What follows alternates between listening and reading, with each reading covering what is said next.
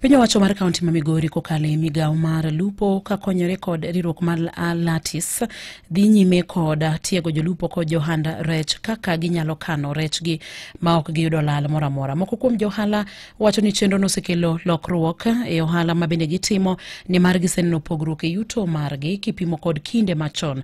Koke kaunti ma Migori, George Juma miwaler mathoth ewi wachni.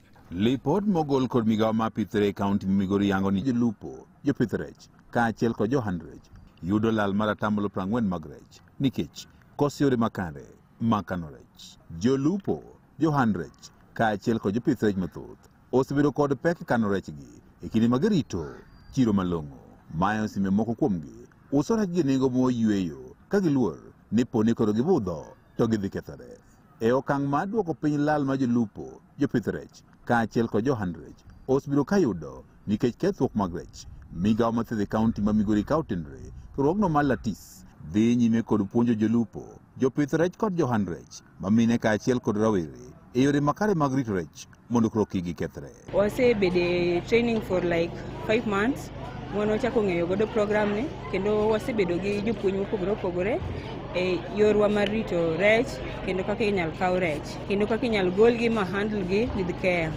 Puonjwa kaka wanyalo handle fish from the lake to wachope chiro. Gi sani kendo wanyalo yudo kaka wanyalo tiyo gi handling methods kaka tiyo gi gloves, luoko rech maber, tiyo gi yore mabeyo beyo mok nyal miyo rech kethre kata rech ukos yudo market. Distributing various inputs that they requested for. We are looking forward to improved productivity. We're looking forward to better prices for their products. We're looking forward to more empowerment for the young people, especially the young women in this sector, as it is the focus of the program. E boche ni bende jopith rech kori puonjo kaka ginyalo pidho rech mabeyo mabende koro nyalo miyo gir chiro e piny Kenya kaachiel kod oko mar piny Kenya. Waseyudo trainings mang'eny gi supports mang'eny.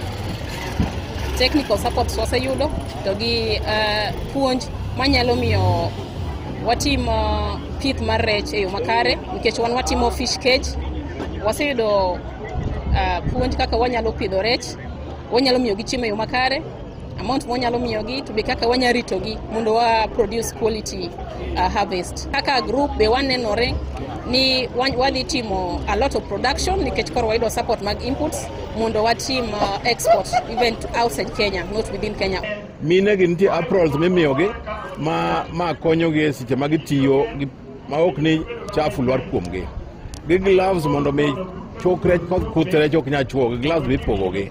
Koro gini focus on johand rech ma sana mar involved in ohala mag rech. Koro mae momiyo o focus so much on mine gi yudhe mabedo promoted into fish business. Apisa maduong' e migao mar kaunti ma Migori Jojo Chola wanja pith rech, johand rech kaachiel kod jolupo, madawere kaachiel kod mine bende oseyudo masinde mag kano rech mondo koro rech gi koro kik kethre. Ochola wacho ni masinde gi dhi konyo duoko piny kethruok mag rech ma osebiro ka koro kelo lal mathoth ne jolupo, jopith rech kaachiel kod johand rech e kaunti ma Migori. Gik michiwo ka gin gik machalo kaka cooler boxes madhi konyo mine wa rech makethore bang' ka koro osewero. Nitie gima koro nyalo kete rech nyalo bet muda mang'eny moloyo. Ne Nyakalondo Maramogi Koke kaunti ma Migori, an George Juma.